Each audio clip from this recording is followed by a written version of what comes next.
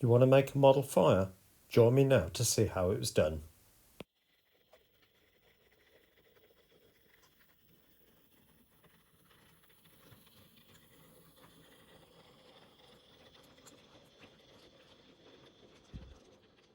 Right, this is the fire as I've got it at the moment. Now, I like the smoke and I like this sort of billowing a bit here, but I want some actual flames. So what I'm going to try is using a glue gun and see if we can create some and then refit this back over the top, because I still want this smoke effect. All right, let's have a go. Right, so I've got a piece of acetate, which I use to take the body off locos. I've got my trusted glue gun, which this particular version does have a high and low setting on here, of which I've put it to low because we don't want it to take too long to set. It takes ages if you put it on the high setting, and it's very, very hot. I've also got my smoke, which I should just put out of the way. We'll need that in a bit. Now, the diameter of the LED is 3mm. So all I want to do first of all is create a circle of this stuff, about leaving a 3mm hole. Okay, and pull away. Now, the idea is that you take something, I'm holding this upside down, and then pull down to create flames, and just pull off at different angles. The more we do, the better the effect will be. Right, so going in with the second lot now, I'm going to do this in a little bit at a time. So pulling the glue up as I go, and then pulling upside down. See, pull down.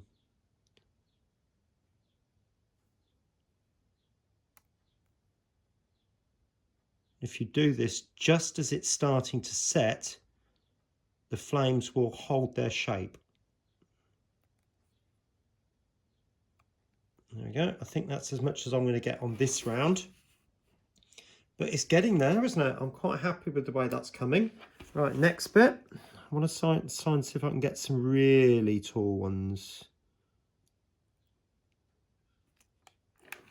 Pull that away. Giving it a moment. Oops, wrong end.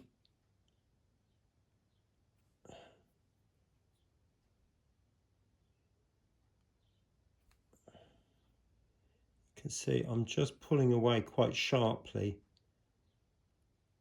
But I'm hoping to grab some of these, a really long one,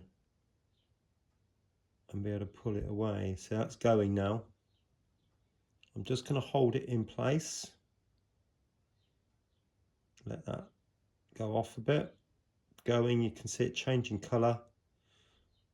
I'm going to work on putting a few more of those on, and I'll come back to you in a short time. I'm aiming for flames probably, well, not an inch high, probably about a few more that sort of height, but I want them thicker at the bottom. So I need to build this up a bit more, and then there'll be more triangular type shapes when they come out. All right, I'll speak to you in a minute. Right, there you go. Now you might be thinking, hang on, John, what have you done there? You've got this like lump coming off the side. Well, the reason for that is because I want to create a bit of a scene here. We've got the couple arguing on the bridge, or whatever they're doing. You interpret it how you want to. I'm telling you the official version, they're arguing. And they're camping in the area. Now, where that fire is, I'm going to put a tent. Now, one of them, whichever you decide, has become a little bit negligent, and the tent has caught fire, and this bit is the corner of the tent. Okay, so I'm just going to create a bit of a scene there. Hopefully it'll be a little bit of amusement. The idea is sort of loosely based on Top Gear. If you remember when Clarkson, May and Hammond went on holiday with a caravan, as the program went on, they set fire to the next door's tent and went home with a caravan which was just a chassis. So it's sort of loosely based on that, really. So hopefully it's not intended to offend anybody. It's just a little bit of humour based on that situation on that program. Right, so it's time to paint this. So what have I got? I've got obviously some yellow, orange, red, black, yes, believe it or not, because that creates ash, and a little bit dark brown for contrast. Okay, so opening all these up, actually give it a bit of a shake so I get a bit in the lid. Now I'm going to take a very fine brush, 000, and the first colour I'm going to put on is yellow. Now I'm going to streak this up from the edges, and I'm literally just going to paint quite a lot of this yellow, because at the end of the day, yellow and orange are the basic colours for fire. I'm going to go in with the orange. Now, you don't want a lot, literally just streak it on. Not much. Less is most definitely more. So just the odd little bit here and there. Okay. Same with the red. Now I'm going to try and pick out a few of the tips with that, because they'll be seen more. Like that. Again, less is more. A little bit down there.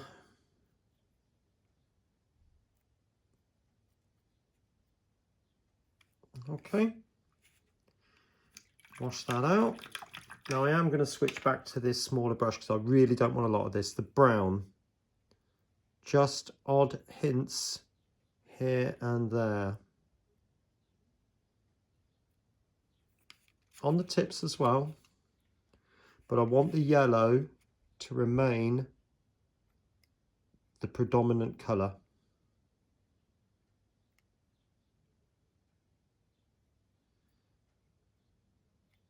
Oops, a bit too much there on that one. Wash the brush out and just wipe it off. In fact, I use the bigger brush to sort of get rid of that.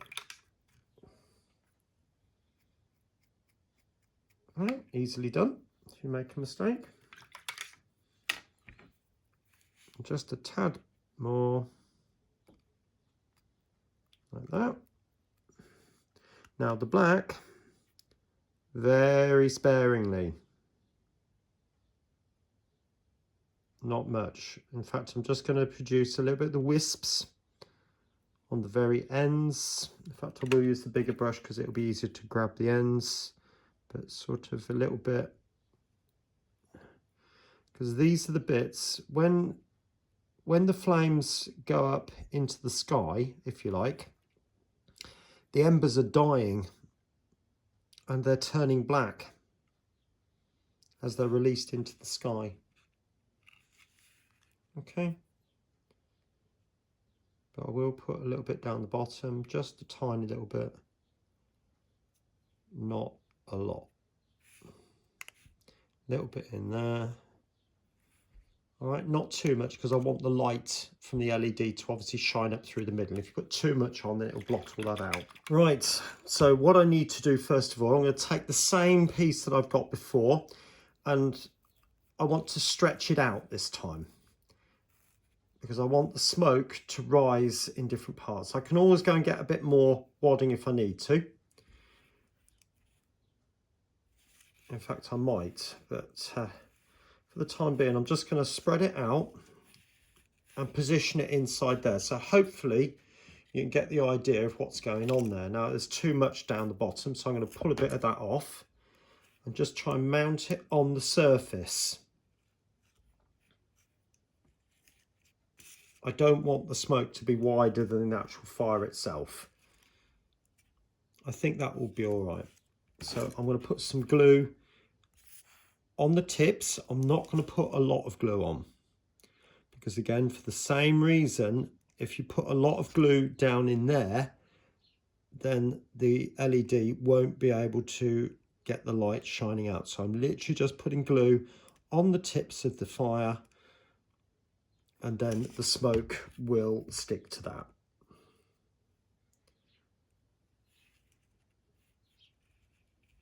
I'm trying to get the orange bit, because I always painted this orange, obviously, and then poke it down into the fire.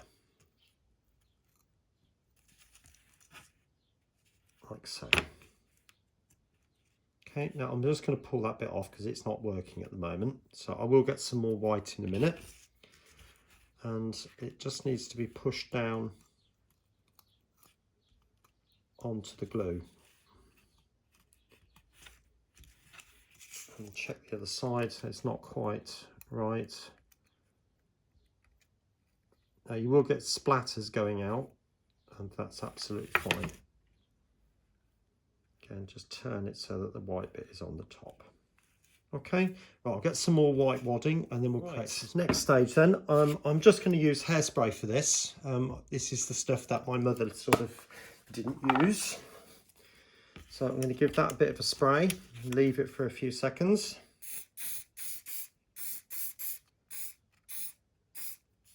Okay. I'm amazed how sticky this stuff gets, to be honest. I didn't realise at first. Anyway, take my piece of wadding and pull it and tease it out. Don't want a lot. Now, you'll find sometimes you get these like cottony fibrey bits. Now, clearly we don't want any of those. So remove all of it. There's another bit in there. I don't want that. Now, the idea is to literally pull it on like that and then cause the whole thing to sort of rise up. Now I'm going to give that another spray.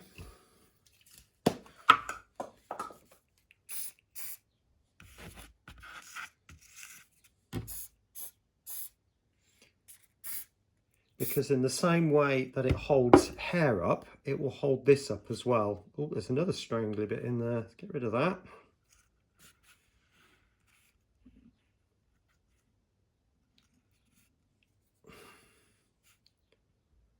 And I'm literally just going to tease it up to create this smoke. Get rid of that. You see, it's all gone sticky. I'm going to clean my hands and then add a bit more on the top and give it another spray from a distance.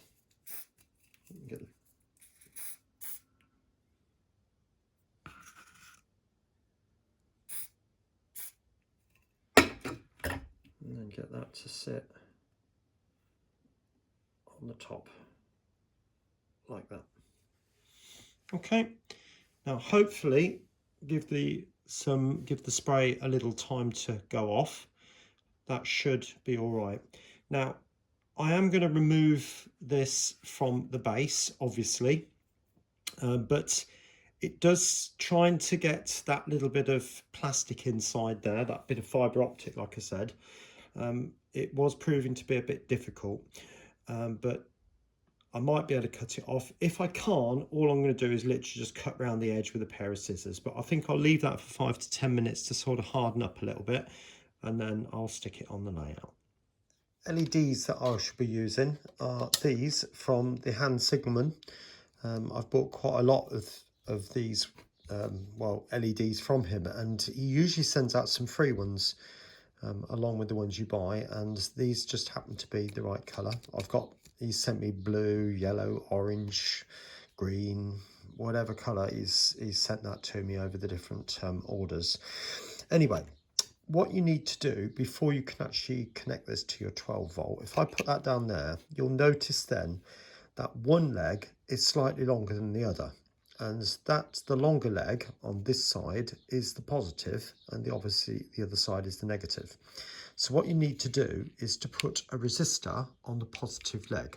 Now I know this one's green, I do know that, but it goes to show exactly the way you wire it up.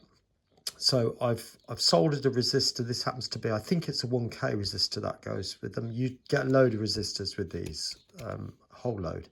So I've connected up the red wire to the positive and the black wire to the negative. And then the idea then would be to cover the positive leg with some heat shrink.